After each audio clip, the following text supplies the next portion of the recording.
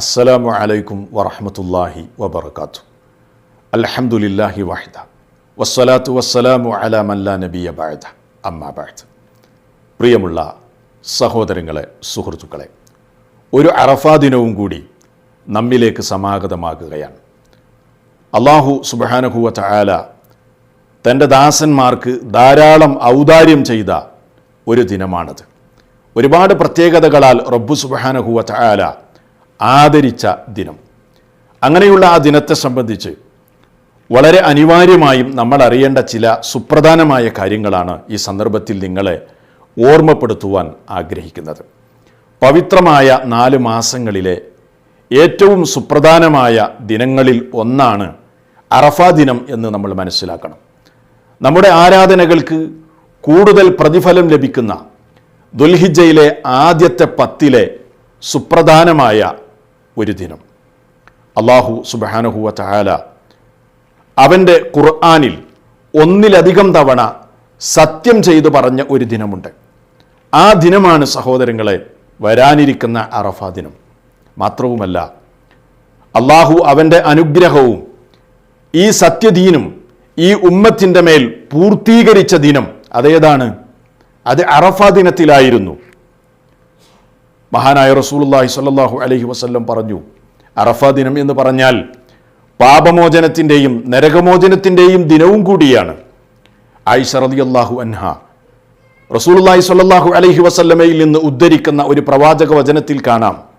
റസൂലുള്ളാഹി സ്വല്ലല്ലാഹു അലൈഹി വസല്ലം പറയുന്നു, മാ മിൻ യൗമിൻ അക്തറ മിൻ അൻ യുഅ്തിഖല്ലാഹു ഫീഹി അബ്ദൻ മിനൻ നാരി മിൻ യൗമി അറഫ. അല്ലാഹു സുബ്ഹാനഹു വ തആല അവൻ്റെ ഒരു ദാസനെ നരകത്തിൽ നിന്ന് മോചിപ്പിക്കാൻ ഏറെ സാധ്യതയുള്ള ദിനമാണ് അറഫാ ദിനം.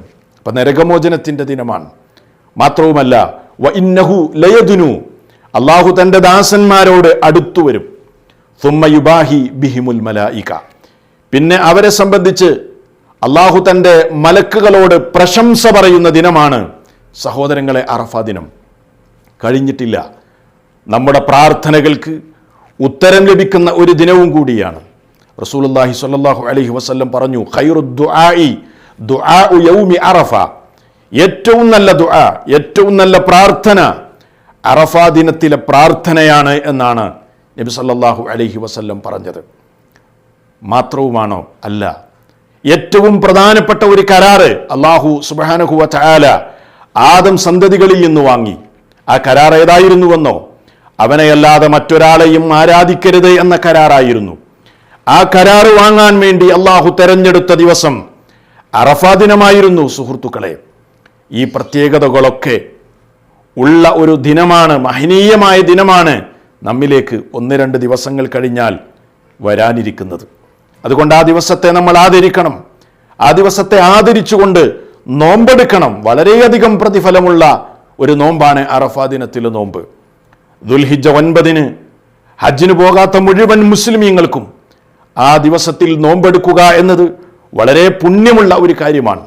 മഹാനായ റസൂലുള്ളാഹി സ്വല്ലല്ലാഹു അലൈഹി വസല്ലം പറഞ്ഞു, സിയാമു യൗമി അറഫ, അറഫാ ദിനത്തിലെ നോമ്പ് അഹ്തസിബു അലല്ലാഹ്, അല്ലാഹുവിൻ്റെ മേൽ ഞാൻ പ്രതീക്ഷിക്കുന്നത് അൻ യുകഫിറ സനതല്ലതി ഖബലഹു, കഴിഞ്ഞുപോയ ഒരു വർഷത്തെ പാപങ്ങൾക്കത് പരിഹാരമാണ്.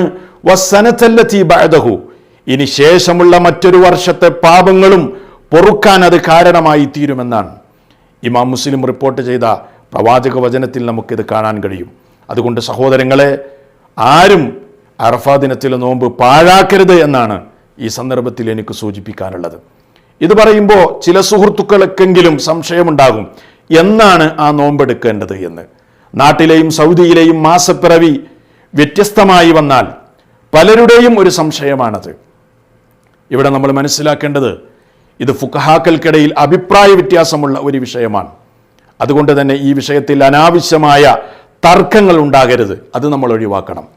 ഏറ്റവും ശരിയായ അഭിപ്രായം എന്ന് പറയുന്നത്, ഓരോ പ്രദേശങ്ങളിലെയും മാസപ്പിറവി മാറി വരുന്നത് കൊണ്ട് തന്നെ അറഫാ ദിനവും ആ നാട്ടുകാർക്ക് മാറി വരും, അതല്ലെങ്കിൽ അതിൽ വ്യത്യാസമുണ്ടാകും എന്നതാണ് ശരിയായ അഭിപ്രായം. എല്ലാ നാട്ടിലും അതല്ലെങ്കിൽ ലോകത്ത് മുഴുവനും ഒരേ ദിവസം അറഫാ ദിനമുണ്ടാകുക എന്നത്, അതല്ലെങ്കിൽ ഒരേ സമയത്ത് നമസ്കരിക്കുക എന്നതൊക്കെ ഒരിക്കലും സാധ്യമായ സംഗതിയല്ലല്ലോ.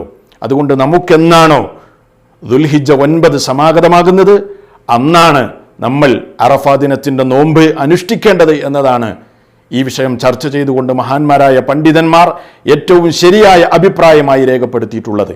അതോടൊപ്പം തന്നെ ഫുഖഹാക്കൾക്കിടയിൽ ഈ വിഷയത്തിൽ ഭിന്നാഭിപ്രായമുണ്ട്.